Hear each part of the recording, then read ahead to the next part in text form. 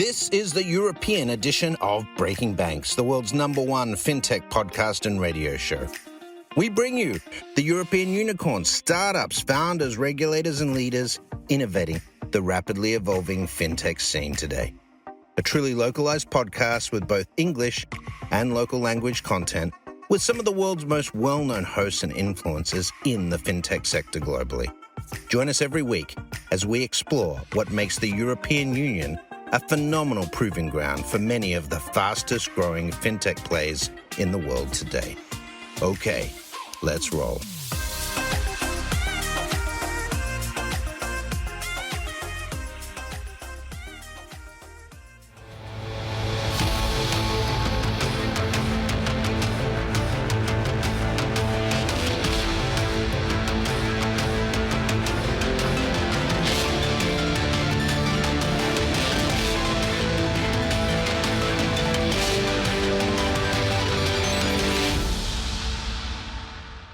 Buongiorno a tutti, I'm Paolo Sironi, your host of The Banker's Bookshelf. The Banker's Bookshelf is a unique opportunity for inspiration about banking and technology. Every month, I invite authors and researchers of the most interesting books and research papers, which are finding a prominent space in the library of curious bankers and fintech entrepreneurs. And today, I have the pleasure to have with me Brett King, a author of fantastic literature about fintech and banking transformation, who is about to release a new book, Branch Today, Gone Tomorrow, which is actually a refresh of a book that he wrote in 2011, but today has new data point and new evidences about what has happened in the last 10, 15 years, which makes it extremely worth reading. Brett, welcome to the Banker's Bookshelf. Thank you, Paolo. It's good to see you, my friend. Brett, tell us a little bit about your literature overall to start. Most of the people in the audience know you, but there's always someone new that joins the Banker's Bookshelf. So just give us some hints about how you structure your thought process and where this is available. So, it's an interesting point. You know, I started writing late in life, for business books at least. I wrote a sci-fi novel when I was younger, but and hence the futurist thing, because I'm sort of always trying to sort of ride in that space, in that future space. But my first commercial success book was Bank 2.0, which was I wrote in 2009, published in 2010. And that led to Movin', it led to Breaking Banks as a brand. It led to a bunch of opportunities. But I've continued to write and advise the industry, on top of that. So this I do a lot of speaking, on the futurist platform, both in terms of sort of generic futurism, what's going to happen with the planet, and on the banking side specifically. But having been an entrepreneur that built a fintech as well, it's given me unique access to the industry because I, worked with these players. And so that's been a great way for me to flesh out the content in terms of the various books. My last banking book was Bank 4.0. I did a book in between since then called The Rise of Techno-Socialism. And I'm, obviously we're working on finalizing Branch Today, Gone Tomorrow for release. And then I'm working on a couple of other books. So this, I think this is my 8th book, Branch Today. And so, Brett, Branch Today, Gone Tomorrow firstly appeared in 2011. Right. What was the key message back then? So this was 2011. And so what we can see happening now is a reflection of the data and analytics we did back in 2011 as well. And so in 2011, I predicted that we would see a slowdown in branches in the United States and in other countries, a continued slowdown, that there was no future that was going to sort of turn that around, that digital, particularly mobile usage, was just going to lead to more and more real-time engagement propositions. And that was, was also going to supercharge business models and revenue and so forth around that. So that was really the gist of the original book. The one prediction or forecast is a better word that I put in there was that by 2030, the United States would have half their peak branches. And, that forecast seems to be on track. Which actually present proof your previous predictions, as I made analysis recently to publish my 2024 global outlook for banking and financial markets as the IBM Institute for Business Value. I looked at the number of branch closures in a variety of countries starting from 2012. So basically the year after you released the first edition branch today, gone tomorrow. Now, if you look at the European market from 2012 up to today, there are 38% less branches in Italy, 32% less in Germany, 23% less in Australia. There's not a part of the world where branches been growing in numbers, in particular India, there's like plus 53% of branches.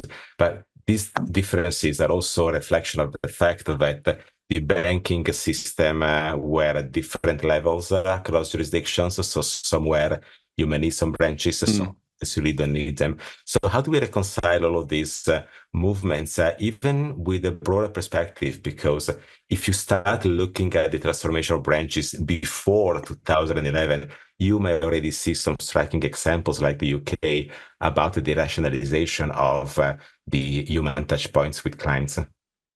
Well, this is a global trend. If you look at the G20 and the Eurozone, the only market that's really seeing growth, as you mentioned, is India.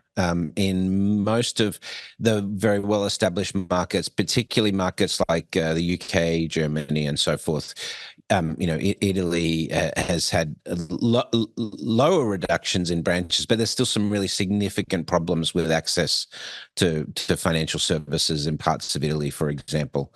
So it doesn't matter where you look, this decline sort of set in because behavior has changed. And that's really the key issue, is that, while there needs to be some legacy consideration of branches, on a global basis, the introduction of the smartphone has changed people's money and banking behavior. Next year, and this comes out in the book as well, next year, 55% of all retail commerce will be done through mobile wallets, not plastic cards, not cash. And that behavioral shift leads to the fact that you are doing much more immediate engagement on the phone to solve a problem, rather than thinking about which bank you're going to go to or where the branch is to go and visit and find a parking spot. That friction is no longer required. And the banks who are leading on digitizing all of those elements of your banking life, they are now the fastest growing financial institutions in the world. So there's a very clear trajectory here in terms of what overall is going to be happening with branches. But there is a combination. There's a social consideration, right? Is there, in Italy, sorry to jump on you there, Paolo, but in Italy, in the Calabria region, it's estimated 29% of residents no longer have access to banking because of the closures of branches. And in total, across India, where we saw a decline of 34% between 2012 and 2021, that's now 4 million Italians have shifted into an unbanked status or debanked status because of branch availability. So this is going to be a question everywhere in the world, because you can't rely on commercial organizations to run social infrastructure. And if the economics of branches are no longer working, which is the trend we're seeing, more and more they're relying on digital for revenue for the bank, and they're less committed to branches. But that raises the social issue. But corporations aren't really, under the way we've got our market structured, responsible for providing social infrastructure like post offices and so forth, right? We do privatize elements of that, obviously railways and energy and things, but generally speaking, when you're talking about core social infrastructure, it's going to have some level of government involvement. Yes, in places such as those you mentioned, like southern Italy, there is also the social issue of an aging population. So population tends to be older than average, and typically in the G20 we see an overall aging of the population, and the difficulty of using digital medium for that part of the population is effectively there. That's where post offices might have stepped in Right.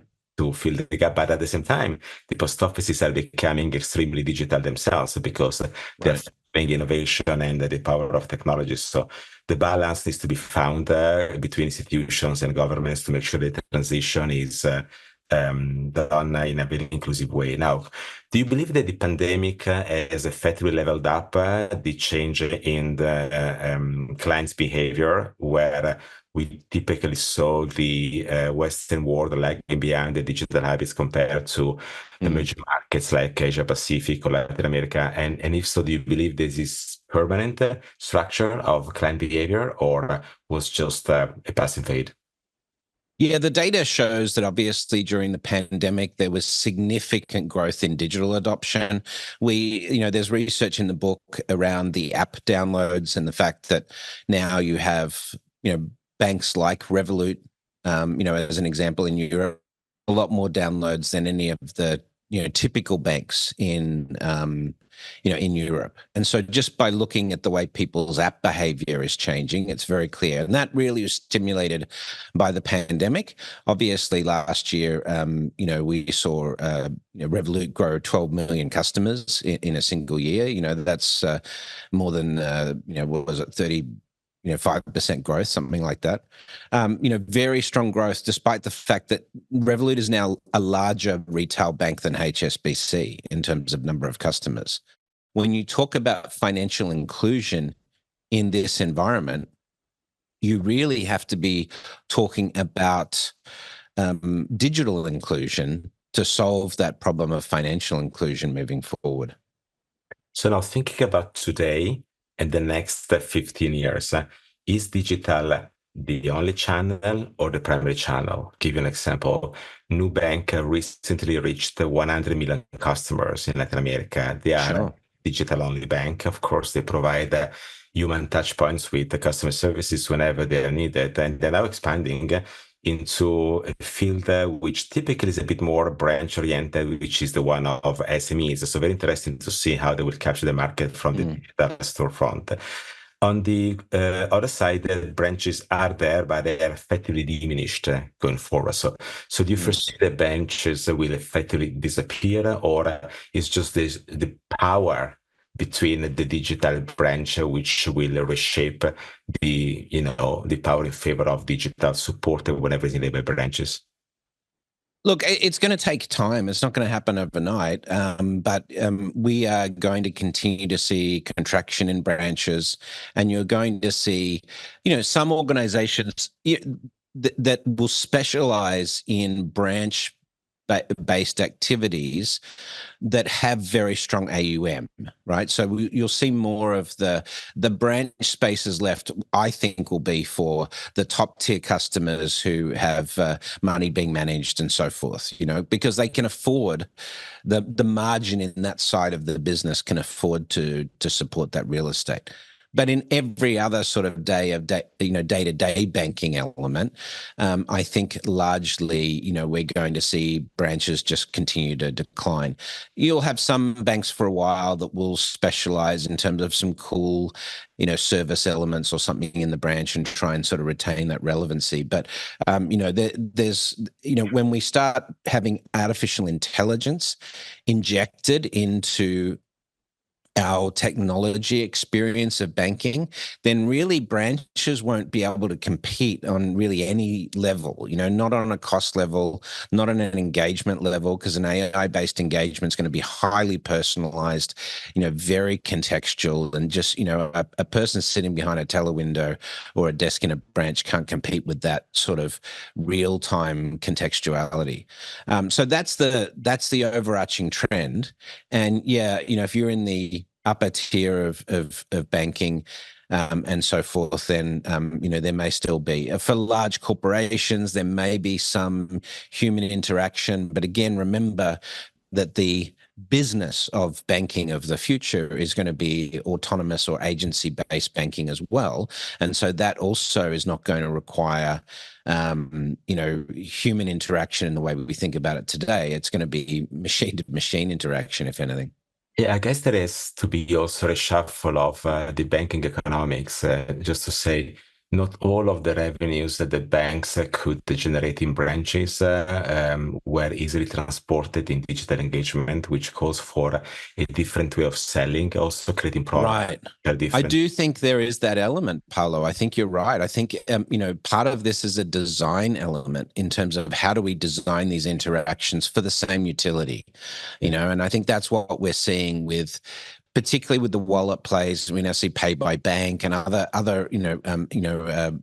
the players getting in the afterpay movement and so forth, the buy now pay later stuff, that have had success there. We are seeing different modalities contextually, how it's a more efficient way to deliver those financial services, and in doing so, the nature of that is we tend to simplify the product down to its core utility. So the concept that you need to see a human because the products are complex, and that's why you need to see a human in a branch. Technologists are taking that as an opportunity to take that complexity out through, better use of algorithms and so forth, right? Yeah, I agree. What I also saw is that bankers on one side were happy for people not to come to the branches, that they had to rationalize that it could give them a mobile access, but they may not have thought how mobile access works in terms of engaging the client. That means they have to transform the products, they have to change engagement, they have to redefine Right, absolutely. experiences. That doesn't largely happen for most of the institutions. That's where the fintech maybe were a bit more advanced because they started from those first principles to build their technology stack and engagement with client. What I've been seeing lately is some banks are organizing, if you like, calls to invite clients back to the branch, in essence, basically to re-embed them into those traditional conversations. A lot of banks are instead pushing the bankers out to go to the clients and supporting them with technology in a way that they bring the branch by themselves. So there's a transition phase here in the way they are No, thinking you're right. There is. transforming to I, the old digital. Yeah, I think there is there is obviously this period of transition where doing some different things may work for a little bit, to keep those spaces relevant. I don't think it's not binary. It's not going to be, we're turning the Relate tap tomorrow. off at some point, right? It's going to take 20 to 30 years. Again, I'm a futurist, so this is forecasting, right? But I do think that if you look, even in the research just done for Branch Today, Gone Tomorrow, you take the top 20 fintechs, they have 3.8 billion users or customers across the planet. You take the top 20 banks, retail banks, and they have 2.9 billion. Right. So already fintechs serve a larger community, and the fintechs are growing. So they grew 200% in terms of customer growth in the last 5 years. The biggest banks grew 3% in terms of customer growth the last 5 years, and the same for revenue growth. The revenue growth from the fintechs was 45% CAGR, and 15% compound annual growth rate for the top 20 retail banks.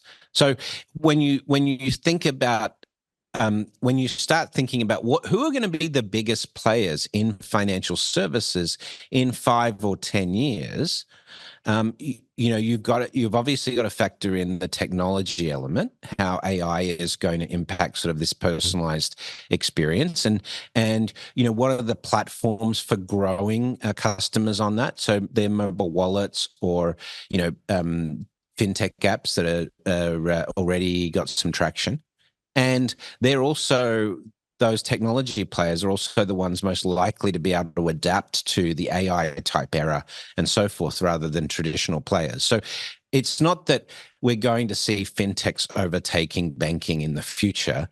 The fact is, we've already seen that with the mobile wallet inclusion, with the biggest fintechs in the world. You mentioned Nubank, WeBank in China, Revolut in the Eurozone. these are already some of the largest banks in the world. And the suggestion that, the big banks can do that transformation and sort of keep up with that, I think is now the challenge. So I would not ask my barber if I need an haircut, and I'm not always comfortable in asking a VC where I really have to put my money. But recently, VCs were kind of cold on neobanks. Mm. Why do you think this is so, and do you believe they are correct or not?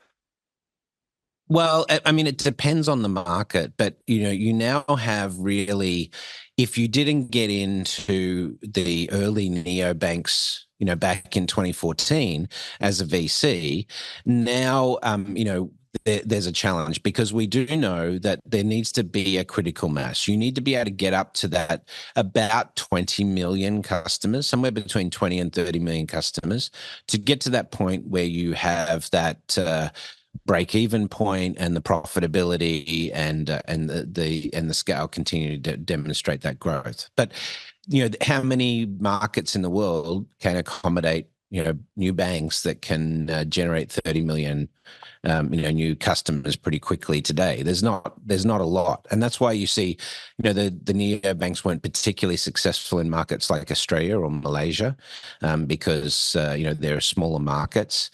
And UK has been very successful with growing a number of the neos, but there are some limitations to that. And if you didn't get in, a few years ago, now, you have to make much bigger bets to be able to get someone that can catch Revolut or something like that. Having said that, there are newer opportunities emerging in the fintech space, banking and payments adjacent, that certainly there are still real technology advantages to. Certainly in the credit space, we're seeing that my bank, who does 40% of SME lending, so not my bank in China, off Alipay, they do 40% of the SME lending market because of their platform, the wallet platform there. And their NPL ratios are half of the biggest banks in the SME space in China. So, we also know that there are now growing significant advantages in terms of the back office, better credit risk management and all of those sorts of things, better engagement with customers in terms of profiling customers and things. All of those technical advantages still need a lot of infrastructure deployment. If I can add my perspective here, 2025, 26, 27 will be the years where the new bank will tap into the SME market, which is very interesting, being large, underserved, and that requires attention, is basically 50% of the GDP economy, and it's hard to be managed with a high cost of service. So that's where technology can really No, I help. think you're right. Now, we've been talking about branchless or more branchless in a sense, and what about cashless? The two trends definitely intersect in the transformation of banking habits. Absolutely. In fact, there's a chapter in the book called Functionally Cashless, and it goes through the decline in cash use around the world. And we rank the top 10 countries in terms of cashlessness. So there's Norway, Finland, New Zealand, Hong Kong, Sweden, Denmark, Switzerland, UK, Singapore, and the Netherlands. But we also look at why governments want cashless economies, right? And that is, we think, for tax compliance, obviously, it's very important to reduce money laundering and crime. All of those things, are drivers for this. But if you look at sort of the big standouts, you have some markets, for example, the UK had a 35% decline in the use of cash in the first year of the COVID pandemic. And so now you see why people are using their mobile wallets a lot more, is because you were having to order everything online and so forth during lockdowns, so you couldn't use cash, and those behaviors quickly changed. And that's really what we have seen around the world. And, as it becomes more normalized, and you start getting your parents to use mobile wallets and your grandparents and things like that, then over time, you do have that generational shift in the way we think about banking and payments coming. a very concerning question about the US. Do you believe that checks will be gone before cash or will remain after? Ugh. Checks are so weird, you know. I mean, check usage is obviously declining. The US holds roughly 60% of global volume check processing, which likely means that about 75% of all checks written globally come from the United States today. So that's not a good statistic for the US. But having said that, regardless, just between 2012 and 2023, we saw a 50% decline in check usage in the United States. So I think we're probably looking at a time to sort of sunset checks and plastic cards around the same time in the late 2020s, early 2030s in the United States. So the world will be branchless, cashless, and checkless. Anytime. And cardless. And cardless as well, yes. Yeah. So, Brett, thank you very much for this very interesting conversation. I have read Branch Today, Gone Tomorrow back then. I'm excited that it will be. Well, thank you for your contributions to the book too. I appreciate Give me a chance of sharing some thinking with you and see some material in review. So when is this book available? I believe in pre-order as by the time we release this conversation. So I think we will see, like October, we should see pre-orders in October, and we're expecting a Christmas release. So everyone's eyes on Amazon and your author page. Yeah, and we'll get you guys to tweet it out once the pre-order page comes up. But we appreciate everyone's support. It's going to be it's the first book that I know of that shows we hit peak Branch in 2015. So I think that's hopefully going to make some news, you know. Yes, it is definitely interesting, and all I read so far in preview is worth reading and learning about. So all stay tuned for more at the Banker's Bookshelf. There are more episodes and result discussions which are coming. It is clear by now that the Banker's Bookshelf is an incredible opportunity to make an epistemological journey all together. We get inspired by authors like Brett King of the most interesting books, papers, and publications, which are finding their prominent space in the library of curious bankers and fintech entrepreneurs. With that, we can make better informed business decisions. Arrivederci, and enjoy the Banker's Bookshelf jingle.